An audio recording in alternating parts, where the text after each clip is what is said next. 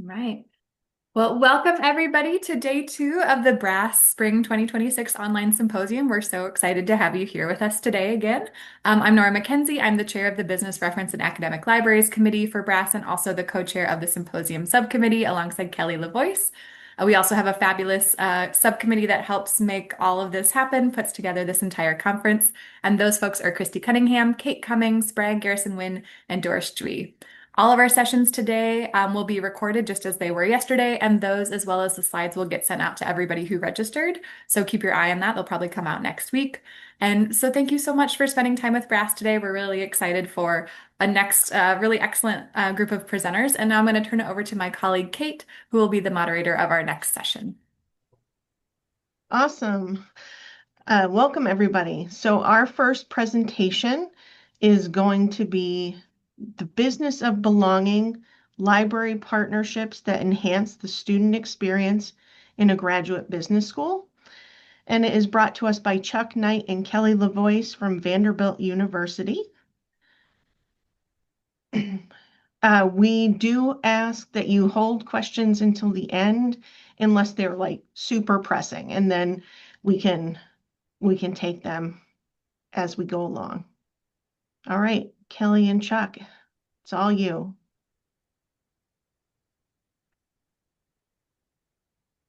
Hi, everybody. We are so excited to kick off day two. We are doing a full 180 from yesterday's AI themed presentations, but I think we're kind of getting to the heart of what we've always done in libraries. So Chuck and I are really excited today to talk to you about some of our partnerships that have enhanced the student experience.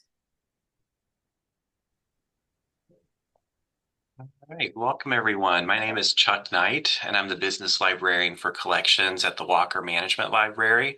I have been at the library since early 2024, and I'll kick it back to Kelly. Hi again, I'm Kelly LaVoice. I've been a part of Vanderbilt and at the Owens School of Management since 2018, and I've been in this particular role since 2023. All right, so to get us started today, we want to invite you to join a Mentimeter poll, and you can scan the QR code to join, or you could pull up in a browser menti.com and then enter the code 85344834, and we'll give everyone a couple of seconds to join.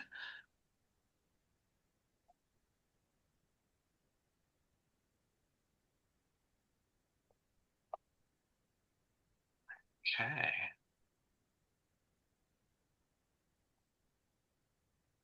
All right. Yeah, it looks like we've got a pretty nice group of participants. So, all right, Kelly, shall we get started with our first question?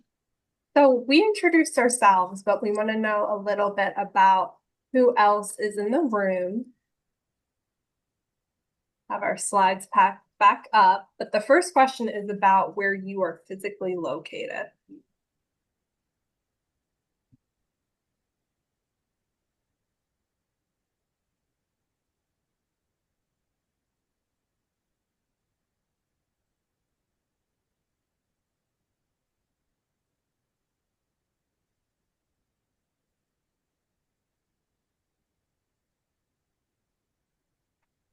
Giving people a second.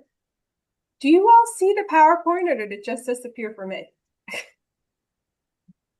It disappeared. Oh, that's odd. Okay, let's try that again. There we go. Okay. But we had good participation, so there was nice building there. So the majority of people are located within a central library space. We have a few who are in a branch library and a few within the business school. A lot of the ideas that we have today that are events we have done will work within any of the spaces. There might just be some nuances to the context. All right. So going to our next question. All right. So do you use library space to let other groups host programs?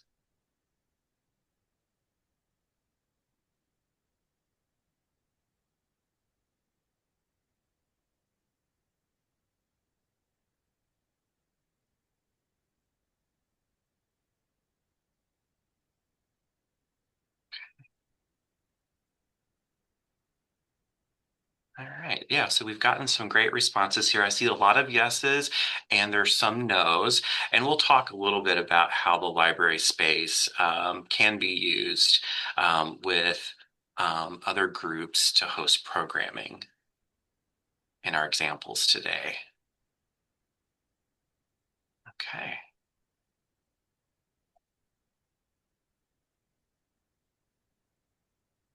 So for those of you who have co-planned a program, if you want to think of a program as a workshop, you definitely can. It can be a study break, however you interpret that word. But if there's a group at the business school that you have collaborated before with for a program, we'd love to know who that was. And anyone who has an other, feel free to put that in the chat.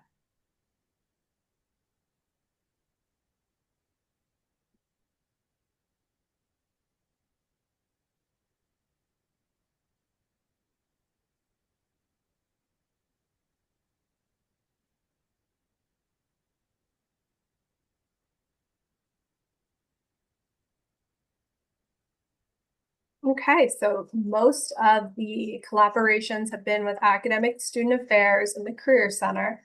I definitely expected the Career Center to be up there, so that's great to see.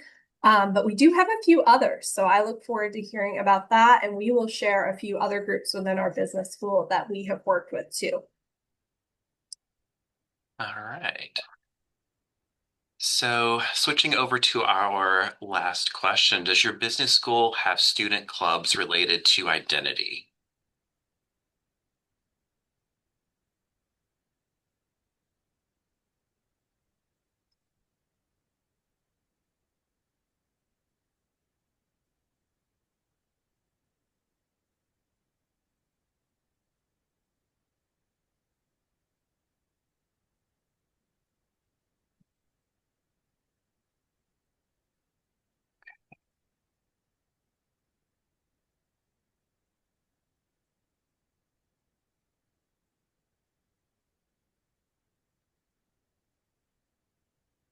Okay, so it looks like for most people that is true. There are business school student clubs that are related to identity. So, and we'll talk a little bit about that as well.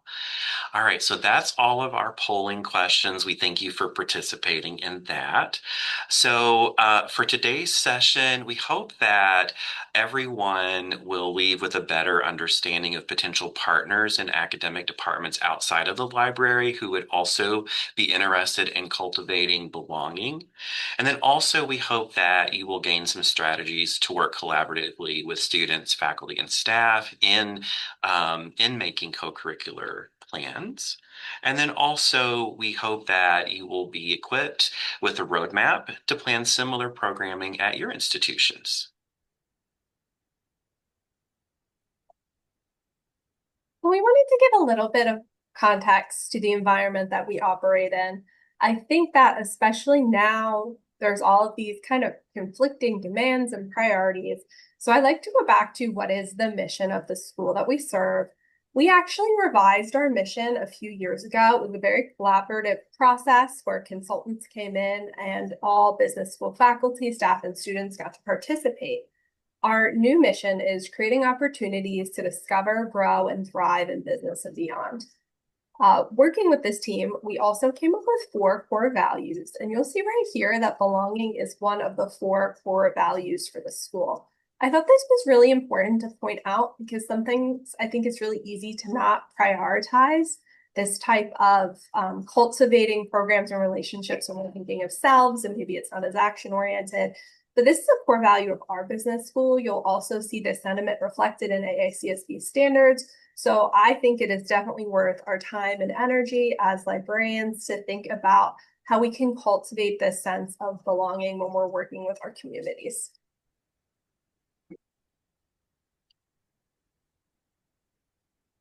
A little bit more background. So you can see in this photo here, this is a photo of our business school building.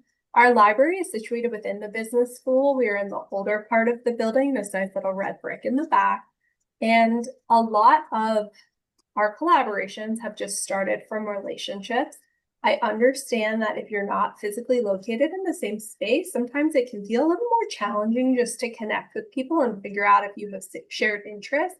And we're going to give a few more strategies for that later. I think sometimes as librarians, we overthink things, but often we have spaces, we have collections, we have creativity and things that we can bring to a collaboration, even if we don't have the budget that another group might have. So we are a graduate-only business school. We have about 6 full-time graduate programs, a flagship MBA, as well as a few other one-year master's degrees. We are on the quarter system, so things move really rapidly here. We have a lot of key staff departments, and when we renovated our building, it was a strategic decision that the people who worked with students the most would all be on the first floor of the building. So in addition to the library being on the main floor, we have our colleagues in academic and student affairs, our Center for Social Ventures, our leadership development team, who also meets with every student, and the career management center. Within our school, we have over 100 student clubs. Students pay one fee and they can join as many clubs and participate in as many events as they want. And club membership seems to be very, very popular. We are a full-time only program, so they do have some more time to spend joining those clubs and planning events. Chuck's going to tell you a little bit more about our flagship MBA program. Yeah, so the MBA program is the largest program in the school. And so to give you a sense of the students that we work with in the MBA program, we wanted to provide a few stats here. They're with us for 2 years. They're, the bulk of the program, and there's a lot of programming and activities. I think kind of naturally they're engaged with quite a bit. But our MBA class of 2026, there's around 160 plus or minus a few in that cohort. The average age was 29 years old, which might be expected with a traditional MBA program where students are coming with some years of work experience already. And then also with an older group, many of them may have spouses or partners and children, or they may be caretakers of older parents. And then some other significant things to know about this group is that about a third of this entire class are international students coming from countries all over the world. And then also about 1/4 of the MBA class are first generation college students. And then also another fourth of them have a military background. So there's quite a bit of various experiences and identities in this group. So our first half of the presentation, we're going to talk about what we did for the Heritage Months. So the graduate school hired a new assistant director of student life who was specifically tasked with creating events that celebrate identity and EDI. So she put out a call looking for volunteers to help plan a few different Heritage Months, and everyone on our team was excited to be a part of that. I think it's really important to volunteer for events like this because you don't necessarily want to put the burden on just the people who have that identity to then have to do all of the work and plan all of the events. So for this particular event, I joined the student life assistant director, and we had a small team of students. Oftentimes, I know when I hear and think Hispanic, I think of Spanish language. And actually, one of our students was from Brazil. And she said that usually when she sees that, she doesn't necessarily identify with it or feel included. So we asked her what would make her feel like this was an event she had ownership of, and she wanted to take charge of the food. So this is a Brazilian treat. It almost is like a dumpling and a crab wonton put together, creamy and crunchy. But we gave her a budget and we told her if there is a vendor that you find in town that you really think is authentic, we want you to select the menu for this. And she did that, and she was really excited to share this with her peers. I think she's the only student in this particular class who's from Brazil, so it was really exciting for everyone else. For the rest of the event, what we did, you can kind of see is we printed out signs with different words that you might think you need to communicate with new people, very basic Spanish words. And then we reached out to colleagues in the building, faculty and staff who speak Spanish, and asked if they would join our event so people could practice conversational Spanish. So you can see here we had a pretty nice turnout. This is our library reading room. In this case, we did not fund the food, but we had the space. And so sometimes I know I get intimidated when I don't have the budget other people have, but they were thrilled to have this space. It just seems more warm than a classroom, and students were able to mingle and sit in small tables here. I think we had about 70 students who came to this particular event. Another event I want to share with you, actually, my colleague HD Mackay, who many of you might know, she won a Brass Research Award this year, AHD. She volunteered to work with the Asian Pacific Islander Desi American Heritage Month. And in this event, you can see here there was a long line of people, and it once again revolved around food and storytelling. At our school, there's a common lunch hour where no classes are offered. So typically we have the best success with programming during this time because we know there are no class conflicts. However, we also know that is their only time to eat lunch. So food really becomes central in our programming, not just because it motivates them to attend, but that's often the only hour they have to get food. In this case, they again worked with a local restaurant and they had a competition, a little lottery where if you shared a story about something that a story, a piece about your identity, something you were proud to share, a moment of your culture or your food, you could enter to win a prize basket. So you can see here in this photo, we had really great turnout for that as well. It wasn't a ton of energy to plan. And so it was great for the library to be able to say that we partnered with academic and student affairs to host this event. So next, I'm going to talk to you a little bit about two other Heritage Months, Black History Month and Women's History Month. And so this was last academic year, and that is actually the first full academic year for me at Owen. I had started in the middle of an academic year when I first started. And so this was me getting to enjoy the full cycle of the academic year. So earlier in that academic year, one of our colleagues here had told me that the library had typically done themed book displays for Heritage Months. And so since I'm the collections librarian and since we were celebrating Heritage Months in the business school, more largely, I wanted to work on those displays for Black History Month and Women's History Month, but I also wanted to take those a little bit further.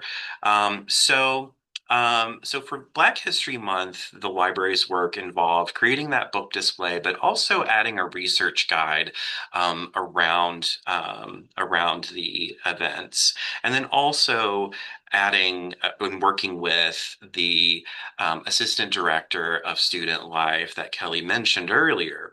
And this also included working with an internal group in the business school as well. So I worked closely with that assistant director to get thoughts and feedback on book titles that I wanted to add to the collection to help diversify it a little more for Black History Month. And then I also had put together the research guide, and I wanted to get her feedback on that as well. And then she then shared it with this internal group that also included faculty at Owen. And so it was nice to collect feedback from this group to see what they thought about the title selections and the content on the research guide. As you can see here, you can see a little bit of the book display that includes some current stuff that we had currently had, and then plus a few additional titles. And then this is actually next to our new book display, our new book section. And this is next to our circulation desk. And we use these shelves typically to call out new book titles that have arrived from our popular business reading, and to also do themed materials as well. So the research guide also was used to feature ebook titles along the themes of African Americans in business and history, and then contemporary voices for people in business as well. And so you can see here, these were some of the Boker images from the collection that were put in carousels in the research guide to feature some titles that people could check out. As part of this relationship with our ASA and also with this internal group, the she ended up giving us a shout out when she was promoting events at the business school for Black History Month.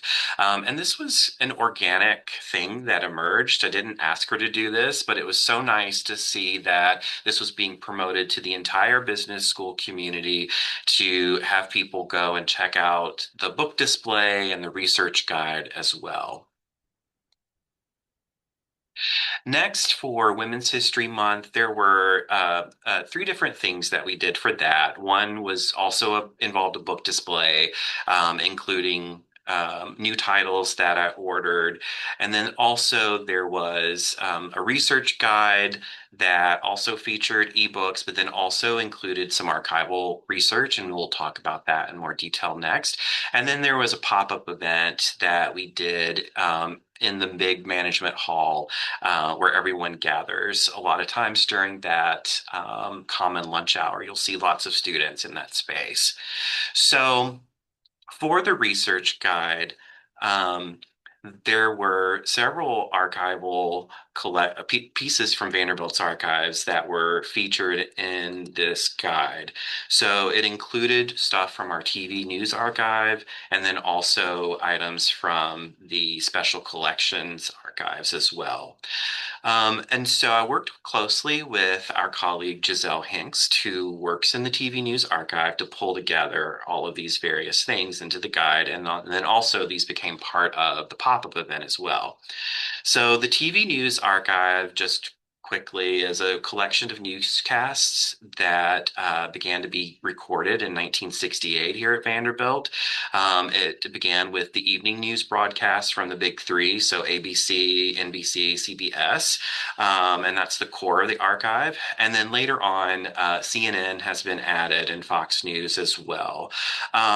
But Giselle worked on finding clips from that TV news archive that would speak to women in the workplace and then also business women.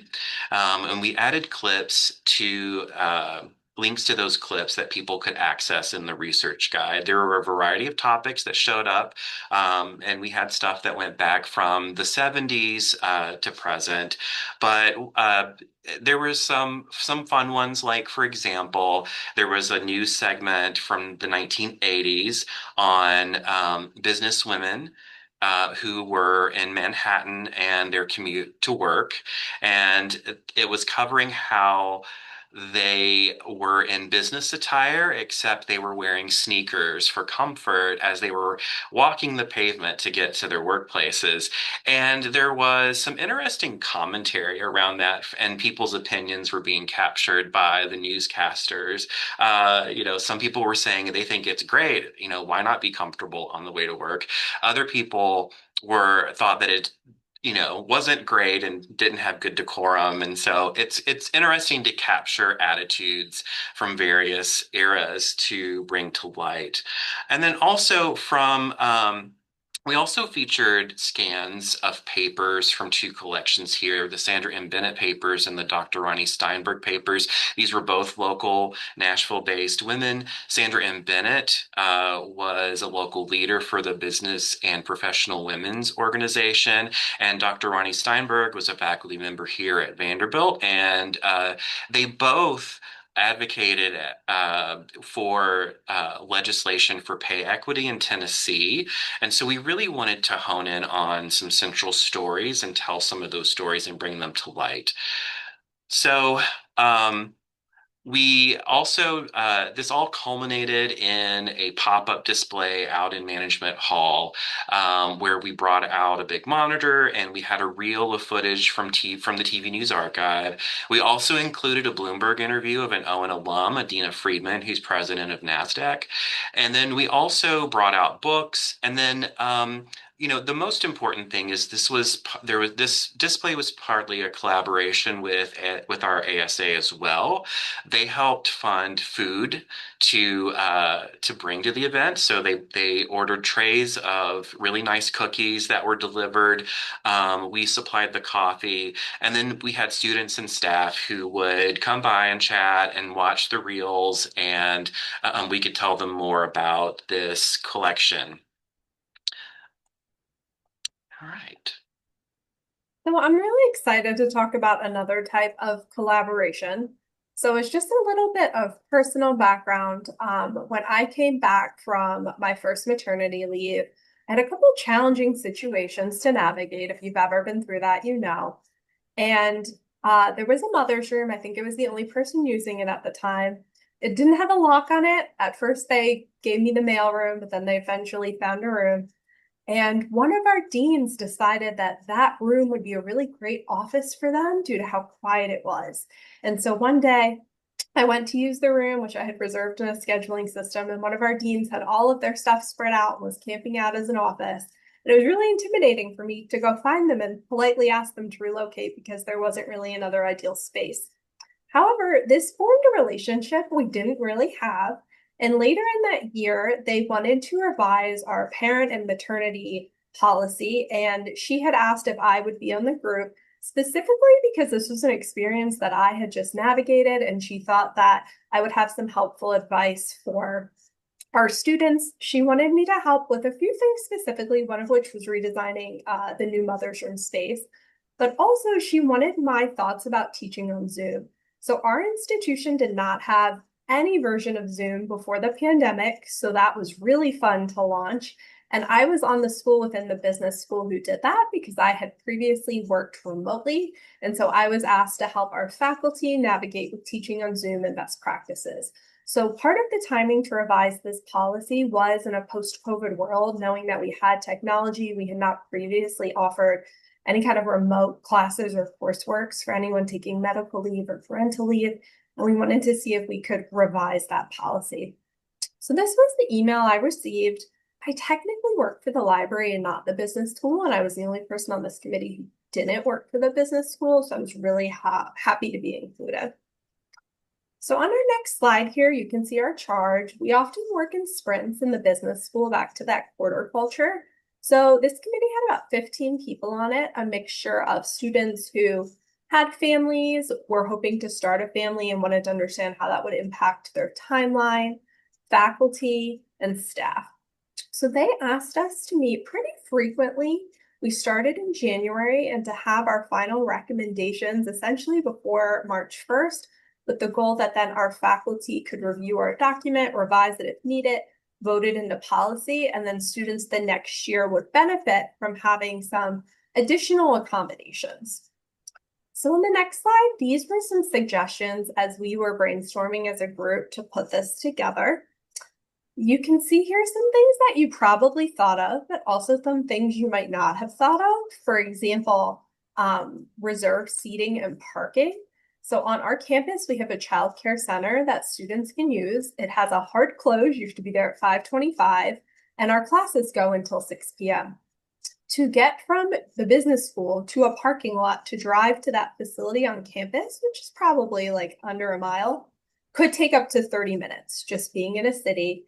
And so that was some great feedback from the students in the group who wanted to have priority classes, to not have those later classes because childcare wouldn't be available. Same thing to students who had older children. Now, some of you might be thinking, I don't think a lot of my students have families, but there was actually a study done 2 years ago that on average, 20% of undergraduate students in college in the US today have children. The number was much higher for graduate students. So I promise there are probably students that you've been in class with or taught research with, and you just, it didn't come up that they're dealing with all of this at home, but it doesn't mean that we can't think of accommodations for them. And when they're ready to share with us, maybe what's going on, to have those. So from a library perspective, I was able to offer some spaces to them. We have 18 individual team rooms used for interview and study, and normally you can only book them 72 hours in advance. But for any students who had went through the Office of Academic and Student Affairs, we said we can book your rooms in advance to be sure you have a quiet space if you don't have that at home. Another thing I'm really proud of from this was that we had a few faculty who kind of had a firm, I will not Zoom my classes, I'm uncomfortable with that, and we were not in a position to tell them that they had to. And so I suggested, what if we had note takers? And so the faculty members went back and forth, well, how do I know that I would trust these note takers? I don't know about other students in the class and how they would capture that. So I said, well, staff could be note takers. During the pandemic, we had staff assigned to every faculty member in the building to help assist them with virtual teaching. And the faculty member said, but how do I know if I trust the notes of the staff? To which I said, well, did you know that over half of the staff in our building have MBAs, so the same degree you're teaching for, and the other half, almost all, have a master's degree in some type of area of study. Our faculty were really surprised by this, which you can tell I'm chuckling a little bit. But once again, why would you know when you work with them in a very particular context? And so this was really supported, and we developed a list of staff in the building who have taken those particular classes in their own coursework. So for example, if a student was on leave and they wanted notes for managerial economics, I got a great grade in my MBA, managerial economics, so I could take notes for them, and that would be their way to replace the class they missed. So I'm excited to report that the far majority of our changes were accepted and voted into policy. Here is the note that the dean sent out. These accommodations are available to all students, so not just students who are taking some type of parental leave, but students who are here who have older children who needed accommodations. So it was really exciting. In the particular year this went live, I think we had 19 students we knew of in our MBA program, so 19 out of 160, who had children at home who were able to benefit from this policy, as well as 3 students who took maternity leave during their time and were still able to graduate on time. So beyond this, in general, I think that supporting students with families is really important. And these are just some of the things we do. In the top left corner, we have, we bulk buy children's books here, and we gift them to faculty, staff, or students when we find out they're expecting from the library. My colleague HD, when we were practicing for her, said she's given out at least 6 this year. We do go through these, and it's a nice way to kind of celebrate with them, but also tie it into the library. This is a photo of my son in the bottom corner. So I work with our executive MBA students who have classes on weekends, and they want live in-person library sessions, and I want to provide them, but the university childcare is not available on weekends. So I remember the first year I realized I would have to bring him. I had no childcare plan. So he went with me. I taught an hour class, and then we went to a resources fair where we had tables with IT, leadership development, career management. And I actually had the most popular table because over half of the students in this program have families on their own. So it was a really nice icebreaker. They wanted to come over, they wanted to talk to him. And I think we often say, like, we recognize executive students are different. We want to meet you where you are and help you. But this was really a nice moment for them to be like, oh, you understand what it's like working full time, managing a family. I think that you have the resources to help me. We also have a student parent club, so I liaise with them. It can be really tricky when you move here for a new program, navigating childcare waitlists, pediatrician waitlists, and so oftentimes they're really looking for that support. My son has had children of O and MBA students in his class for the last 3 years, all of which moved internationally. And so I've been really excited to kind of help translate some school traditions and policies where the literal English translation is a little bit confusing. And I do think it's helped them feel a little bit more at home. Kelly, you're at the 5-minute mark. Thank you. So I'm going to close with the sentiment here that sharing your own personal life and identity outside of work, at work, some people might find that feels a little bit uncomfortable. But I've found if it feels safe and authentic to you, it's really increased relationships that I have built with students and faculty. So in the middle here, you can see that our school actually purchases these shirts and gives them out to parents of children because they want them to have pride that this Vanderbilt experience is affecting their whole family. Yes, their parents, one of their parents, or sometimes both, are pursuing this degree, but it really is a family commitment to support somebody. They also have really wonderful events. So you can see my son on the left, they had a weekend student celebration for executive MBA program. And because there were so many children, they brought in face painting, balloon animals, live music.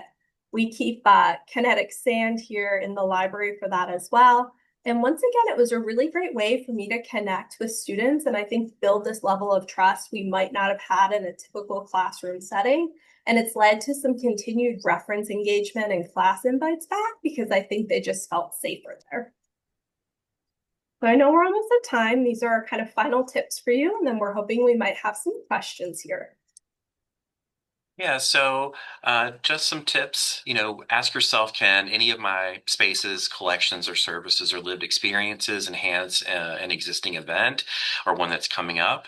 And it's helpful to find a partner with another viewpoint and another set of resources. Um, and then sometimes you may not have you may have the idea or you may have the resource, and it's okay not to have both. It takes a village, and we're all individual members of that village. And then it's helpful to collect with intention and leverage with the context and what's going on and the people that that collection serves. When you reach out, you'll see most of these were not things we created. These were already initiatives that existed, and we offered our services and perspective for a joint activity, which is really nice, sometimes not having to come up with everything. Students may not realize how you can help, and it's really important when you reach out to say, I could help you with your publicity. I could do this Canvas sign. We could host your event in the library. I joke to not underestimate the power of food, but quite literally for us, that is a free lunch hour where students need to eat, and that's their only time. And that is the best way to get them at events. The majority of these events, we didn't have to fund the food. I helped with ordering food from other departments who had more budgets than us, but we took away that barrier for students who might want to participate but didn't have time. And we're going to close with this idea of being active in your community. I know if you're in a central library space, it might feel like the business school is another space. One of my suggestions is to befriend an administrative assistant.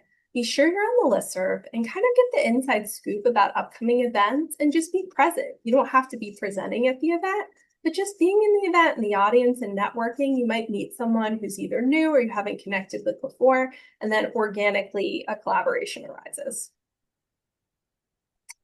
So we really appreciate your time today on our little deviation from AI, and we'd be happy to answer any questions that you might have for us.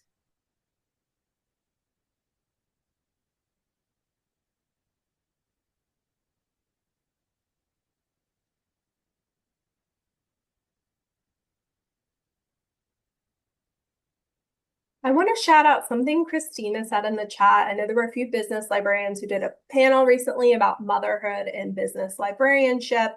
And I do think that talking about being a working parent, which is obviously challenging, I know lots of people do it, but kind of normalizing that I think is really healthy in a workplace culture. And a lot of your students, being a full-time student, is working. And so you're kind of showing them it's okay to ask for help. It's okay to acknowledge your reality is different than someone else's reality. And you're in a room full of people who get it and people who are creative, and they want to help you with any barriers or problems that you need to solve. So you don't have to put your education on pause to prioritize your family, which is obviously the priority. Yeah, and I see there's a request to share links to the LibGuides, and what I'll do is grab those and put those in the chat.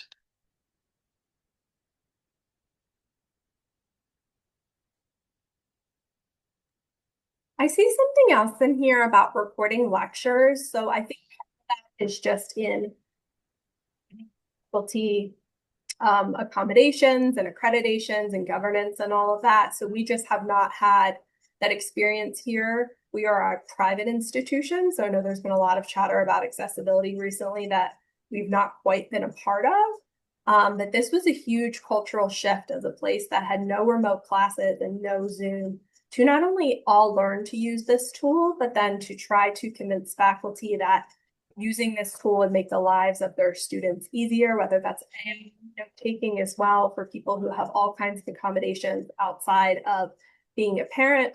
But it's been interesting to kind of be big Zoom advocates here and promote the different tools and teaching options that make student lives better.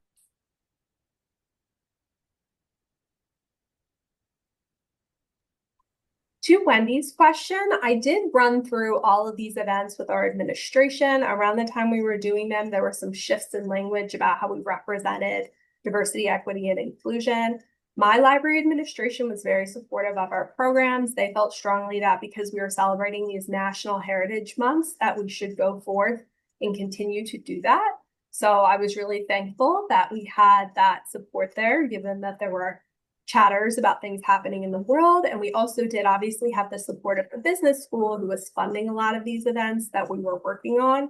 So navigating those conversations are really tough, but I think it's always nice to kind of work with your administration on the ground to get the support you need if, something feels a little bit uncomfortable or in a little bit of gray area.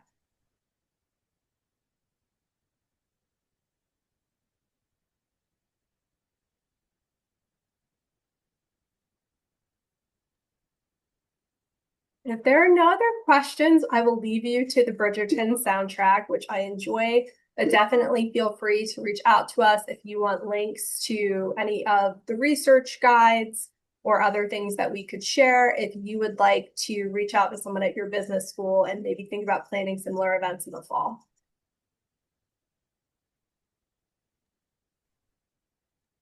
All right. Thank you so much, Kelly and Chuck.